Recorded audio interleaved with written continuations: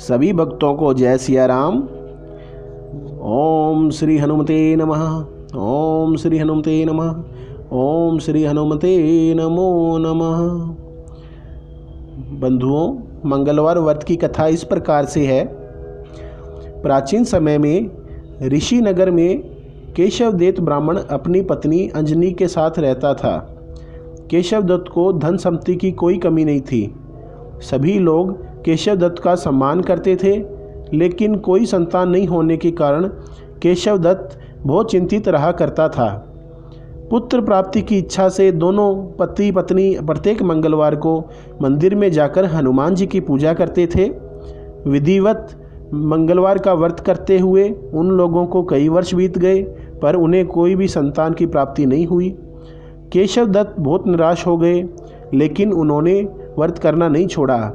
कुछ दिनों के पश्चात केशवदत्त पवन पुत्र हनुमान जी की सेवा करने के लिए अपना घर बार छोड़ जंगल चले गए और उसकी धर्मपत्नी अंजलि घर में ही रहकर मंगलवार का व्रत करने लगी।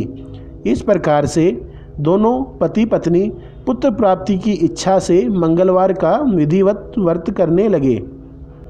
एक दिन अंजलि ने मंगलवार को व्रत रखा, लेकिन किसी कारणवश उस दिन वह हनुमान जी को भोग नहीं लगा सकी और सूर्यास्त के बाद भूखी ही सो गई।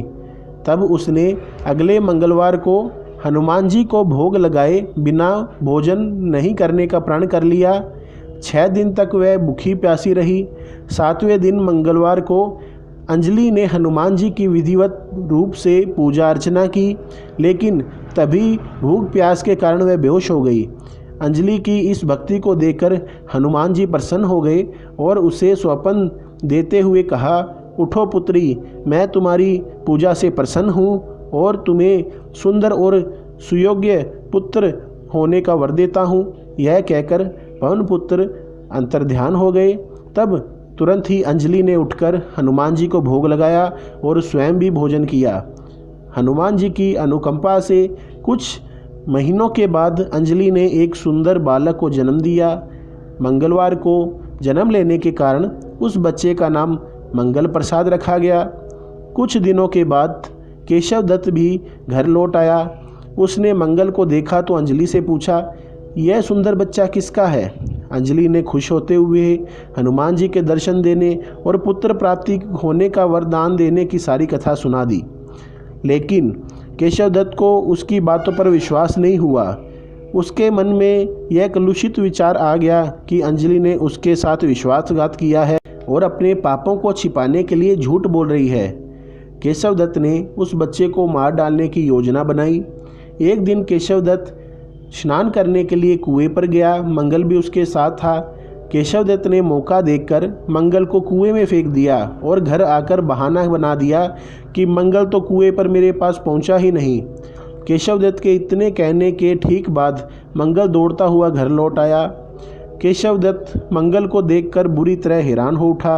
उसी रात हनुमान जी ने केशवदत्त को स्वप्न में दर्शन देते हुए कहा, तुम दोनों के मंगलवार के व्रत करने से प्रसन्न होकर पुत्र जन्म का वर मैंने प्रदान किया था, फिर तुम अपनी पत्नी को उल्टा क्यों समझते हो? उसी समय केशवदत्त ने अंजलि को जगाकर उससे क्षमा मांगते हुए स्वप्न में हनुमान जी के दर्शन देने की सारी कहानी सुनाई। केशवदत्त ने अपने बेटे को हृदय से लगाकर बहुत प्यार किया। उस दिन के बाद सभी आनंदपूर्वक रहने लगे।